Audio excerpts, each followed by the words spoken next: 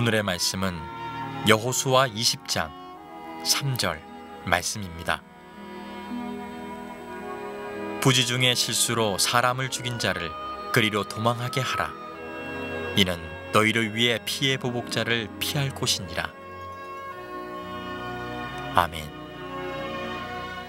여호수아 강의 20장, 21장 두 장의 이야기를 나눌 텐데, 우리가 상식적으로 우리 몸이 건강하려면 혈액순환 시스템이 잘 돌아가야 됩니다. 그러니까 피가 우리 몸에 골고루 잘 돌아가야지. 이게 막히거나 또는 장애가 생기면 큰 질병이 오지요. 이 혈액이라는 것은 잘 돌아가면 면역 시스템이 있습니다, 혈액 안에. 그래서 우리 몸의 병균을 막아주고 질병을 막아주죠. 또 혈액이라는 것은 산소를 비롯해서 영양을 우리 몸에 골고루 공급을 하는 거기 때문에 혈액이 잘 돌아가야 됩니다. 만약에 혈액이 잘 돌아가지 않으면 우리 몸에 갖가지의 이런 여러 가지 증상들, 질병이 나타나게 되지요. 근데 사실 우리 몸만이 아니라 우리가 사는 이 사회에도 순환 시스템이라고 하는 게 잘 돌아가야 돼요. 그러니까 예를 들어서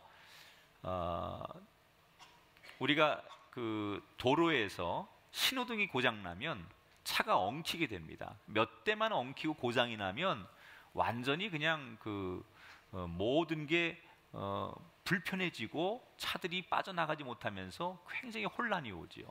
그러니까 잘 순환돼야 돼요. 그때 그것들이 잘 소통되고 순환돼야만 아름다운 세상이 되는 거예요.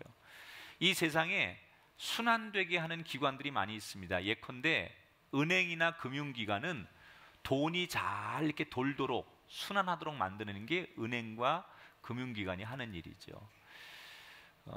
유통회사 같은 거는 이제 물건이 잘 이렇게 우리 주변에 순환되도록 하는 게 유통회사의 역할이고, 학교나 이 교육이 하는 일은 지식과 기술이 이 세상에 잘 돌아가도록 가르쳐주고 유포하는 일, 그게 교육이 하는 일이고, 언론이라는 것은 우리 사회에 정확하고 유용한 정보, 이런 것들을 우리가 얻어갈 수 있도록 돌려주는 역할, 이게 언론의 기능이죠. 그러니까 이런 것들이 잘 돌아가지 않으면 세상이 불행해질 수밖에 없다는 거예요. 그런데 사실 이 세상에 우리가 이렇게 잘 순환돼야 될 것 중에 하나가, 가장 중요한 게 뭐냐면, 제가 생각할 때는 희망이라는 거예요. 사람이 돈도 있고 지식도 기술도 다 재능도 있는데 마음속에 희망이 없으면 그 많은 돈 앞에서도 불행하다고 느끼고, 많이 공부한 사람도 더 이상 내 인생에 의미가 없고 희망이 없으면 자살을 선택하고 인생을 우울하게 보내요. 그래서 배움과 상관없이, 지식과 돈과 상관없이 인간을 행복하게 하는 게 있다면 마음속에 희망이 있어야 돼요. 그 희망이라고 하는 게 어린아이들이든 젊은이든 노인이든, 이 세상은 참 살만해, 살 수 있어, 잘 될 수 있어, 이런 희망이 골고루 곳곳에서 많이 사람들이 생각하고 소유할 때 그 사회를 가리켜서 가장 행복한 사회라고 하는 거예요. 그럼 이 희망의 네트워크를 누가 유포해야 될까요? 이게 정부가 해야 될 일일까요? 물론 공공기관도 이런 일을 해야 되지만, 특별히 하나님이 우리에게 맡기신 사명대로 교회가 이 세상을 향해서 희망의 네트워크, 이 세상이 정말로 하나님 보시기에 아직도 희망이 있음을 말하는 그것은 교회가 돼야 하고, 그 교회를 구성하는 교인들이 바로 희망을 말하는 사람들이 돼야 할 줄 믿습니다. 오늘 이 여호수아 20장, 21장의 내용이 바로 그런 내용이에요. 자, 이제 여호수아가 이스라엘 백성들을 데리고 참 우여곡절 끝에 가나안 땅에 들어와서 전쟁을 하고, 그리고 내분을 잘 잠재우고, 그리고 모든 이제 사역을 마감하면서 12지파에게 땅을 다 분배를 해줍니다. 가나안 땅까지 올 때까지는 이스라엘이 다 12지파가 뭉쳤지만, 이제 가나안 땅을 다 정복하고 나서는 각각의, 너희들은 여기서 살아라, 너희들은 여기서 살아라, 이렇게 다 땅을, 지역을 분배해 주지요. 사역이 거의 마감될 즈음에 오늘 20장에 보면 하나님께서 이스라엘 백성들에게 한 가지를 요구하십니다. 그 가나안 땅에 너희들이 배분받은 땅 구석구석에다가 6개의 도피성을 너희를 위해서 만들어라 이렇게 명령하십니다. 2절에 보니까 도피성들을 너희를 위해서 정하라 그러셨어요. 자, 이 도피성을 세우시는 목적이 있습니다. 실수로 살인죄를 저지른 사람들이 피신할 수 있는 장소를 마련하기 위해서 도피성이 필요하다는 거예요. 3절에 보니까 부지 중에 실수로 사람을 죽인 자를 그리로 도망하게 하라. 이는 피의 보복자를 피할 곳이니라. 자, 이 도피성이 이 당시에 필요했던 이유가 있습니다. 소위 우리가 알고 있는 손해배상법이라는 게 있어요. 이스라엘 백성들에게 생명은 생명으로, 눈에는 눈, 이에는 이, 손은 손, 발은 발, 이런 법. 그러니까 내가 당한 만큼 되돌려주는 보복. 이게 정당하다고 생각하는 거예요. 누군가가 살인을 했어요. 그러면 이 살인을 당한 피해자의 유가족들이 그 사람을 똑같이 살인하는 거죠. 누가 내 눈을, 오른쪽 눈을 상하게 했으면 내가 똑같이 가서 그의 오른쪽 눈을 상하게 하는 거. 이게 손해배상법이에요. 자, 그런데 여기에 문제가 하나 있죠. 고의적으로 사람을 살인하는 거야 정말 나쁜 거지만 의도하지 않게 실수로 사람을 죽일 수가 있어요. 이게 현대 형사법에서는 과실치사라고 얘기하죠. 성경에 보면 이런 예를 듭니다. 어떤 사람이 산에 가서 나무를 하는 거예요. 도끼질을 하는 거예요. 그런데 실수로 나무를 패다가 이 도끼날이 빠져가지고 옆에 사람 맞았는데 죽었어요. 그 사람을 죽일 의도가 없었는데 정말로 실수로 과실치사로 그 사람을 죽인 거예요.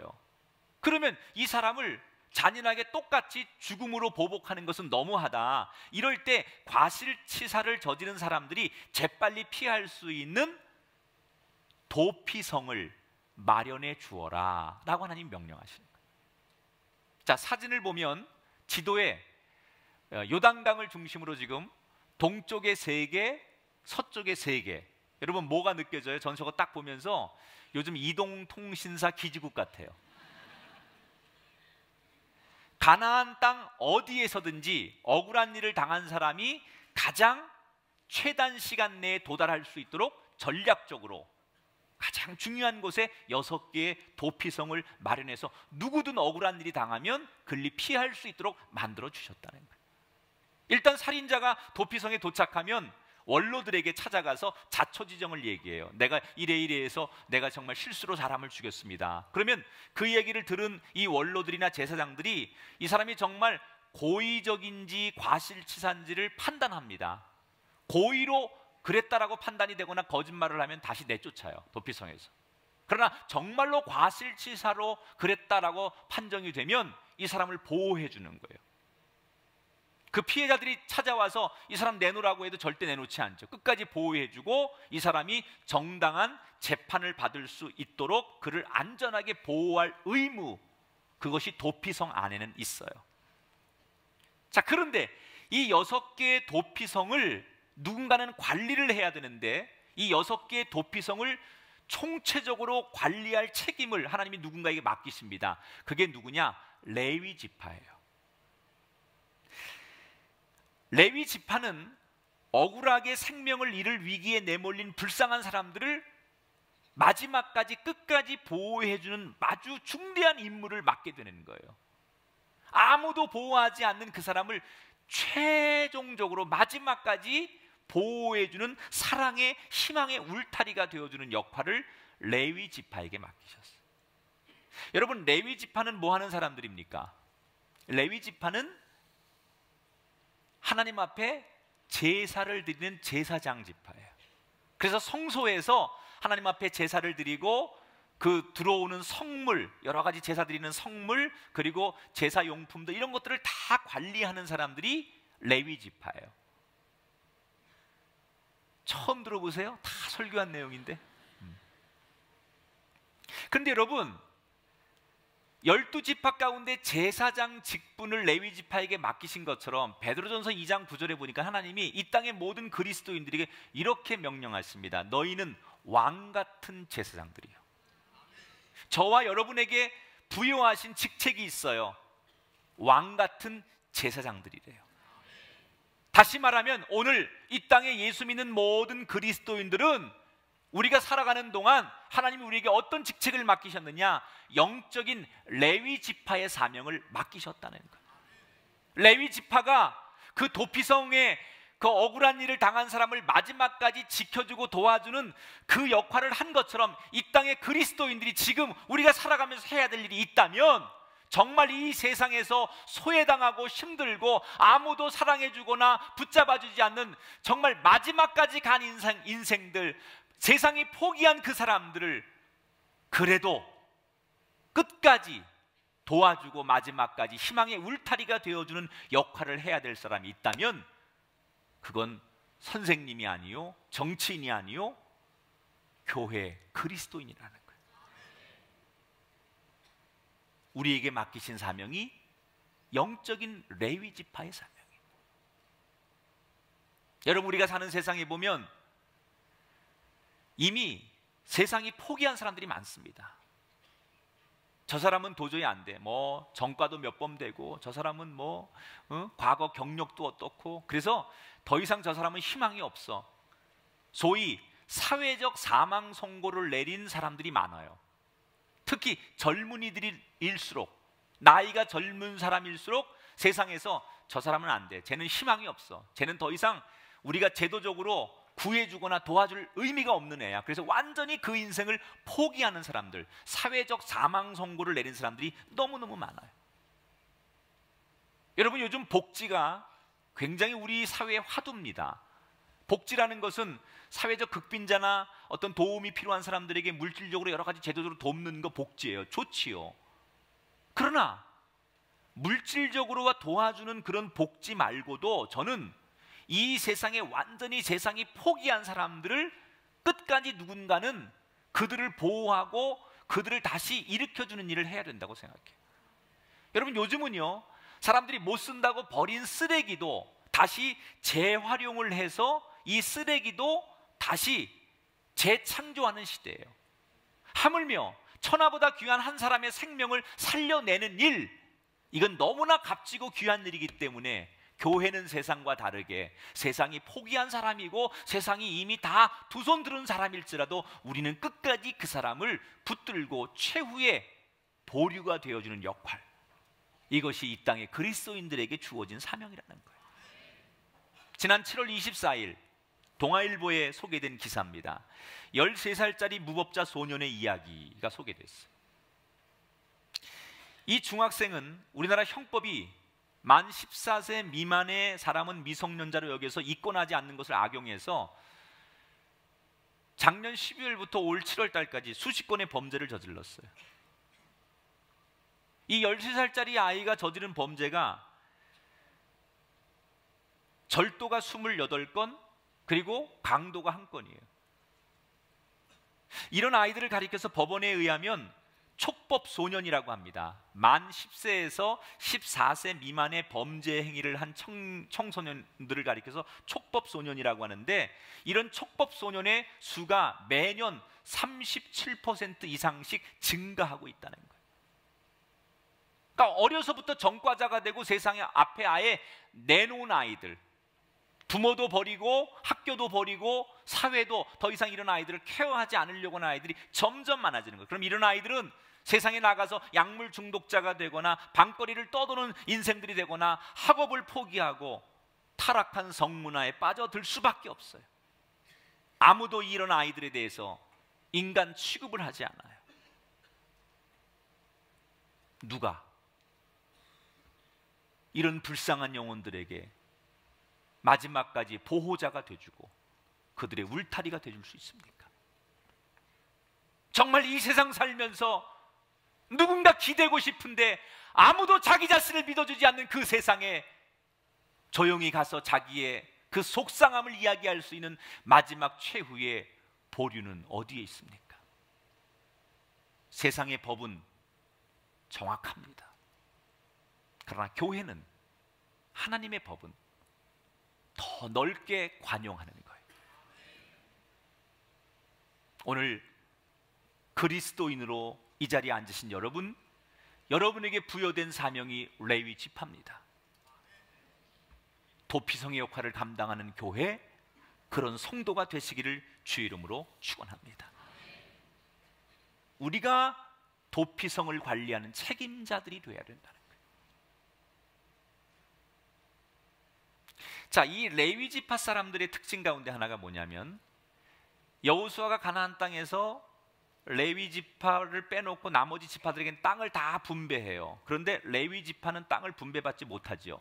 제가 설교 시간에 얘기한 거예요. 12지파 가운데 레위 지파만 땅을 분배받지 못해요. 왜? 너희들은 하나님 앞에 제사하는 제사장 지파니까, 성물을 관리하는 사람이니까 땅 분배받지 않아도 된다. 다른 지파들이 제사하는 거 그것만 받아가지고도 너희들은 살 수 있다. 그게 더 중요하다. 그래서 레위 지파에겐 땅을 주지 않아요.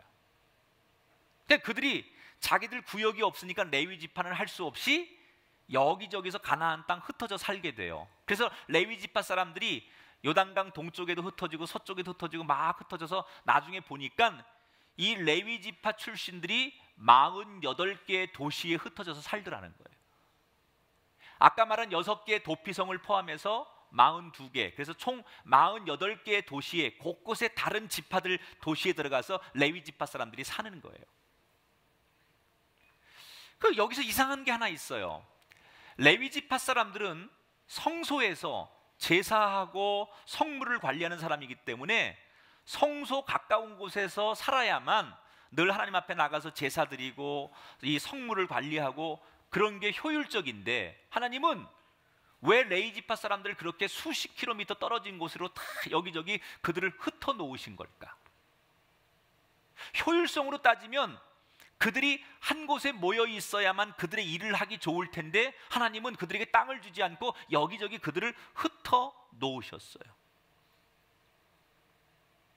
자, 효율성 얘기를 하니까 우리가 그 행정복합 중심 도시 세종시를 건립할 당시에 효율성의 문제를 가지고 많이 찬반 양론이 있었어요.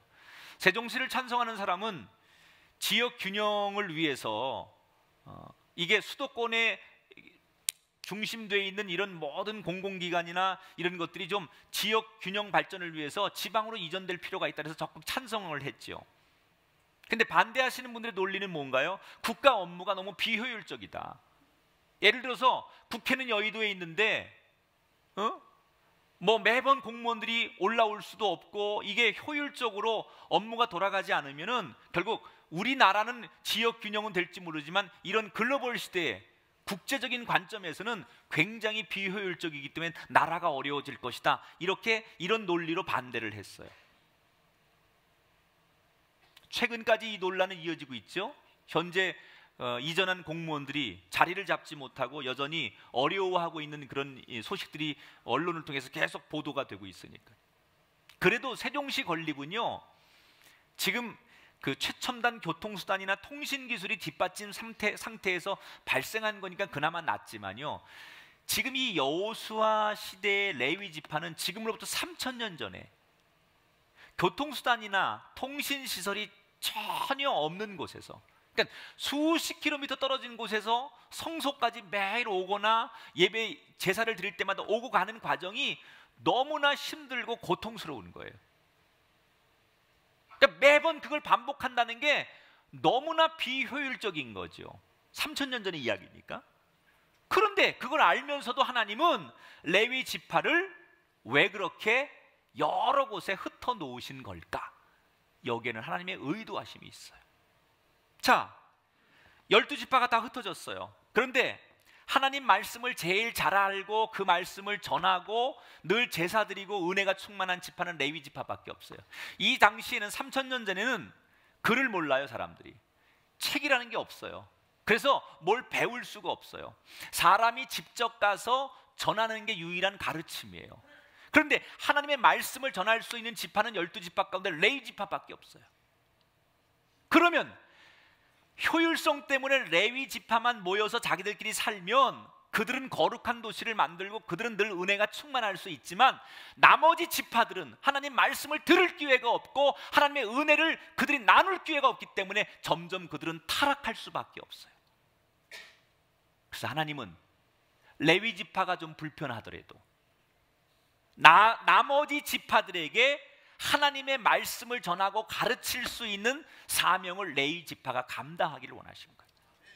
그 성소에서 늘 누리는 그 은혜를 레위 지파 사람들이 다른 지파 사람들에게 가서 전하고 가르쳐서 그들이 타락하지 않게 하는 역할, 이게 레위 지파 사람들에게 하나님이 원하셨던 사명이라는 거예요. 제가 설교 서두에 오늘 혈액순환 시스템에 대한 말씀을 드렸습니다. 우리 몸의 건강을 위해서 혈관이 막힘없이 뚫려 있어야 되고 건강하게 혈액이 돌아다녀야 되는 거예요. 레위 지파가 이스라엘 전역에 걸쳐서 폭넓게 퍼져 있었던 것은 엄밀히 말하면 영적 혈관 역할을 하는 거죠. 그들이 구석구석을 다니면서 하나님에 대해서 계속 얘기하고 하나님의 은혜에 대해서 전하고 하나님의 사랑에 대해서 전하지 않는 한 언젠가 그들이 썩어 문드러지는 세상 것에 휩쓸릴 수밖에 없기 때문에 하나님은 그들을 가능하면 멀리 촘촘히 이스라엘 전역에 퍼뜨리기를 원하셨다는 거예요. 여러분, 하나님의 뜻은 언제나 이거예요. 우리가 더 멀리 촘촘히 흩어지기를 원하십니다. 여러분, 구약 성경에서부터 신약 성경까지 성경의 사상은 늘 하나예요. 우리에게 흩어지라는 거예요. 그런데 때때로 이 하나님의 뜻을 이해하지 못한 사람들이 큰 징계를 받죠. 그 대표적인 사건이 바벨탑 사건이에요. 하나님은 그 당시 하나님의 백성들에게 온 인류로 퍼지길 원하셨어요. 그런데 그 사람들은 뭉쳤죠. 자기들끼리 뭉쳐서 자기들끼리 힘을 모아서 바벨탑을 쌓아서 하늘같이 높아지자, 흩어지는 게 하나님의 뜻이었는데 그들은 모으는데 자기들의 에너지를 다 쏟았죠. 그래서 바벨탑 사건이 일어나는 거예요. 예수님께서 뭐라고 명령하십니까? 온 세상을 제자 삼아라, 온 민족을 제자 삼아라. 그게 예수님의 명령이셨어요. 그런데 예수님 돌아가시고 나서 초대교회 성도들은 예루살렘에만 모여가지고 예루살렘 교회만 부흥하고 예루살렘에서만 은혜를 받았어요. 하나님이 그들에게 핍박을 주시죠. 유대인들에 의해서 핍박을 당하고 순교자가 나오면서 그들이 핍박을 견디지 못하고 예루살렘을 뿔뿔이 흩어지고 예루살렘에서 뿔뿔이 흩어지고 그들이 예루살렘을 떠나게 되면서 그것이 바로 소아시아를 거쳐서 유럽으로 교회들이 복음이 확산되는 계기가 되는 거예요. 사랑하는 여러분, 하나님이 이 꿈의 교회에게 원하시는 게 뭘까요? 우리 교회가 좋은 예배당 안에서 은혜로운 예배와 이렇게 만족스러운 예배를 드리고 우리는 참 여기 들어오면 풍요롭고 다른 교회에서 누리지 못하는 은혜와 감동을 누리는 것으로 우리가 만족한다면 이건 하나님의 뜻이 아니라는 거예요. 우리가 여기에서 하나님의 은혜를 제대로 받았다면 함께 모여서 예배하는 것이 중요함과 동시에 최대한 넓게 흩어져서 봉사하고 헌신하고 전도하는 일에 최선을 다해야 된다는 거예요. 우리끼리만 여기서 예배드리고 여기서 우리끼리만 부흥하고 우리만 잘 되는 교회를 하나님 원하시는 게 아니에요. 이건 예루살렘 교회나 다름이 없어요. 하나님은 이 교회를 통해서 여러분들이 받은 은혜만큼 흩어져서 여러분의 직장과 일터와 세상에서 섬기고 나누고 복음 전하는 선교사의 사명을 감당하기를 원하신다는 거예요. 그게 없다면 우리는 우리끼리는 편할 수 있어요. 우리끼리 모이면 수준도 맞고 우리끼리 모이면 문제될 게 없어요. 하나님은 결코 그걸 원하시지 않는다는 거예요. 흩어져라. 사랑하는 여러분, 여러분이 예수 믿는 목적이 뭡니까? 하나님의 명령, 하나님의 뜻을 알기를 원하신다면 오늘 이 말씀 앞에 여러분이 흩어져 해야 할 일이 무엇인가를 찾고 기도하고 구하는 레위 지파 같은 사람 되시기를 주의 이름으로 축원합니다. 자, 이렇게 이제 레위 지파 사람들에게 하나님께서 땅을 잘 이제 여호수아를 통해서 분배를 다 마친 다음에 그 땅을 다 차지합니다. 그리고 그동안 그들이 있었던 모든 사역의 마지막 총 평가를 한번 해봐요.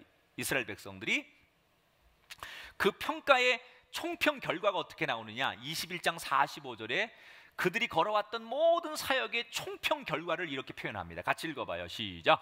여호와께서 이스라엘 족속에게 말씀하신 선한 말씀이 하나도 남음이 없이 다 응하였더라. 하나님께서 하신 말씀대로 하나도 안 이루어진 게 없이 다 이루어졌다는 거예요. 자, 이 말씀이 여러분의 말씀 되길 바라고, 이게 여러분의 가정의 말씀 되길 바라고, 우리 부모가 자녀를 위해 기도한 말씀 되길 주의 이름으로 축원합니다. 기도한 대로 다 이루어지시고 하나님이 약속한 대로 하나도 땅에 떨어짐 없이 다 이루어지는 복이 우리에게 일어나길 주의 이름으로 축원합니다. 한마디로 이스라엘 백성들이 지금 모든 사역을 마지막으로 총 평가를 해보니까 완벽한 승리를 거뒀다는 거예요. 완전한 성공을 거뒀다는 거예요. 이스라엘 백성들이 이렇게 완벽할 만큼 이렇게 큰 성공을 거뒀던 비결이 뭐냐? 그것은 이스라엘 백성들이 대단했기 때문이 아니라 하나님께서 그들의 대적들이 힘을 쓰지 못하도록 만드셨다 그랬어요. 자, 21장 44절을 읽어봐요. 그들의 성공의 비결을 이렇게 소개합니다. 시작. 그들의 모든 원수들 중에 그들과 맞선 자가 하나도 없었으니 이는 여호와께서 그들의 모든 원수들을 그들의 손에 넘겨주셨음이니라. 이스라엘 백성들이 용맹하고 똑똑해서가 아니라 하나님께서 그들과 맞서 싸워야 될 상대를 다 묶어 놓으시고 이기도록 만들어 놓으셨고 함께 하셨기 때문에 승리했다는 거예요. 바로 이 사실을 레위 지파 사람들이 자손 대대로 하나님이 우리와 함께 하셔서 우리가 이렇게 승리했다라는 얘기를 전하라는 얘기예요. 여기 계신 부모님들께 부탁해요.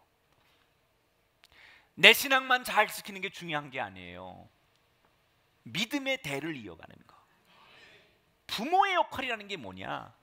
나를 통하여 믿음의 유산을 내 자식들이 받아야 돼요. 나는 어떻게 믿음을 가졌는데 내 자식들에게 믿음을 내가 가업으로 전승하지 못하고 믿음을 유산으로 전승하지 못해서 내 자녀들은 믿음 없이 살아간다면 그것은 전적으로 부모의 책임이라는 거예요. 분명히 하나님이 우리와 함께 하셔서 우리가 승리했음을, 완벽한 성공을 거두었음을 자손들에게 계속해서 전하라는 거예요. 저도 저희 아이들이 이제 다 크니까 가끔은 문화적인 충돌이 있어요. 요즘 20대 아이들하고 저하고는 이제 뭐 차이가 나니까요. 아니, 세대 차이가 나죠. 안 나는 척 하는데 사실은 무지 많이 나죠. 그리고 저는 이제 목사잖아요. 그러니까 특히 우리 아이들이 젊고 또 외국에서 오랫동안 생활을 한 아이도 있고 그러니까 가치가 달라요. 한국 가치하고도 다르고 또 요즘 젊은 아이들이 얼마나 문화적으로 뭐 자유로운지 몰라요. 그래서 과거에 우리가 생각할 때 그러면 안 되지 이러는 것들 요즘 아이들은 뭐가? 그게 뭐 어때서? 뭐 이런 정도예요. 그러니까 그게 굉장히 저한테 문화적인 충격이고 그걸 얘기하면 아이들이 아버지하고 뭐가 안 맞는다고 생각하고 이게 문을 닫을 수가 있으니까 하고 싶은 얘기가 있어도 저도 눈치를 보고 조심스럽게 해요. 그래서 이게 혼내지 않고 뭐 이야기를 통해서 야, 그거 멋있다. 그런데 뭐 이러면서 슬쩍 하면 또 이러지 아이들이. 그런데요, 그럼에도 불구하고 제가 아버지로서 아무리 아이들이 그 문화가 있고 젊은 아이들이 자기들의 세계가 있어도 내가 그 아이에게 뺏기고 싶지 않은 가치가 있는 거예요. 예를 들어서 저희 둘째 아이가 이번에 미국에서 대학을 갑니다. 인디애나에 있는 퍼드라고 하는 대학에 입학을 하는데 한 달 정도 방학을 했어요. 그래서 한국에 들어왔어요. 그래서 한 달 들어온 사이에 아르바이트를 했습니다. 근데 그저께 첫 월급을 받았대요. 방학 동안 들어와서 자기 아르바이트를 해가지고 100만 원 월급을 받았대요. 아르바이트에서. 그 제가 이제 아버지면서 목사잖아요, 저는. 그러니까 제가 딱 그 얘기를 듣자마자 그 돈 뭐 할 건데? 그랬더니 다 계획이 있대 자기가. 그래서 내가 앉아봐 앉았고, 야, 너 너무 수고했고 자랑스럽다. 네가 그렇게 열심히 해서 아르바이트해서 한 거 너무 고맙고 감사해. 그런데 아버지 하는 얘기 잘 들어. 다 하나님의 은혜야. 다 하나님의 은혜야. 꼭 11조부터 해야 돼. 그랬어요. 그랬더니 우리 아들이 딱 한마디로 저를 제압하더라고. 다 내가 알아서 해. 다 알아서 하는 게 그 얘기 속에는 다 자기도 생각이 있으니까 더 이상 노 코멘트. 오케이, 너 믿어. 오늘 이제 확인해 봐야죠. 그러니까 저는 제가 목사하고 아버지로서 내 자식에게 아무리 걔들이 새로운 문화와 새로운 트렌드로 살아도 너희들이 주일 성수하는 거, 11조 해야 되는 거, 하나님 앞에 이렇게 살아야 되는 거, 이 가치를 아버지로서, 방법은 물론 혼내고 다투어서 하는 게 아니라 잘 지혜롭게 내 자녀들에게 그것을 계승시켜주는 일, 이게 바로 영적 레위 지파 사람들이 해야 될 사명이라는 거예요. 오늘 하나님께서 그들과 함께 하셔서 완벽한 성공을 거둔 이 진리를 자손 대대에게, 많은 사람들에게 전하라 그랬어요. 여러분, 세상에서도 성공을 하려면 이렇게 하라라는 것을 가르칩니다. 최근에 강남에 가면 그 사교육 현장 가운데, 성행하는 그 학원 가운데 취업을 하기 위해서 다니는 학원이 있어요. 대학을 졸업하고 대학원을 졸업했는데 취업이 안 되죠? 그러면 어떻게 하면 가서 면접 볼 때 대답도 잘하고, 또 자기 소개서 같은 걸 어떻게 써야 되는지 대필도 해주고, 그리고 그 사람이 하는 업무에 대해서 미리미리 예행 연습도 시켜주는, 말 그대로 대학과 대학원을 졸업하고 취업을 하기 위해서 다니는 학원이 있어요. 한 400만 원 정도 비용이 든대요. 거기서 이제 어떻게 하면 가서 면접 잘 보는지, 자기소개를 잘하는지, 뭐 이런 것들을 다 가르쳐주고 일단 취업을 최대한 빨리 시켜주는 거예요. 여러분, 이렇게 많은 사람들이 다양한 컨설팅 업체들을 찾는 이유가 뭡니까? 확실한 성공의 길을 찾기 위해서라는 거예요. 제가 최근에 접한 학원 가운데는 픽업 아티스트라고 하는 학원이 있습니다. 좋게 말하면 매력적인 사람이란 뜻이죠. 픽업 아티스트라고 하는 것은. 나쁘게 말하면 이거는요, 이게 어떤 지금 우를 범하고 있냐면 이성을 홀리는 제비족을 양성하고 있다는 거예요. 픽업 아티스트, 그래서 사람 앞에 내가 얼마나 매력적인 사람이고 좋은 사람인가를 표현하게 하고 자기를 드러내게 하는 건데, 이게 사람들이 어떻게 변질되느냐, 이성한테 어떻게 이성이 나를 딱 보자마자 홀딱 반하게 할 것인가, 이걸로 악용이 되면서 신종 제비족을 많이 양성하는 학원이 됐다는 거예요. 여러분, 세상의 성공의 기준은 뭡니까? 수단과 방법을 가리지 않고 남을 이겨서 성공하는 것. 내가 살고 너를 죽이는 게 세상의 성공이에요. 그러나 하나님의 성공은 자신이 죽고 남을 살리는 거예요. 어떤 게 진짜 성공이냐는 거죠. 내가 남의 걸 빼앗고 착복하고 남을 불행하게 하고 그래서 웃는 성공이 아니라, 내가 줄 거 주고 베풀 거 베풀고 내가 다 행할 걸 행하고도 내 인생이 잘 되는 하나님의 방법, 이 성공을 우리는 전해야 된다는 거예요. 두 가지의 성공 가운데 우리가 선택하는 성공은 하나님의 방법의 성공을 이야기할 수 있어야 된다는 거예요. 이제 오늘 제 설교를 마치면 이 피아노를 연주할 한 자매가 올라올 겁니다. 몇 주 전에 제가 설교했던 이사도라 킴 자매가 오늘 특별 연주를 할 거예요. 여러분, 이 이사도라 킴이 카네기홀에서 연주를 하고 큰 음악가로 이렇게 지금 조명을 받고 있는데, 이 자매야말로 하나님께서 함께 하셨기 때문에 내가 성공했다는 것을 경험한 사람이에요. 제대로 된 피아노 레슨을 받아본 경험이 없는 그가 유튜브 동영상을 보면서 세계적인 피아니스트로 성장했어요. 그가 그렇게 할 수 있었던 것은 하나님이 그의 손길을 잡아 주었기 때문이에요.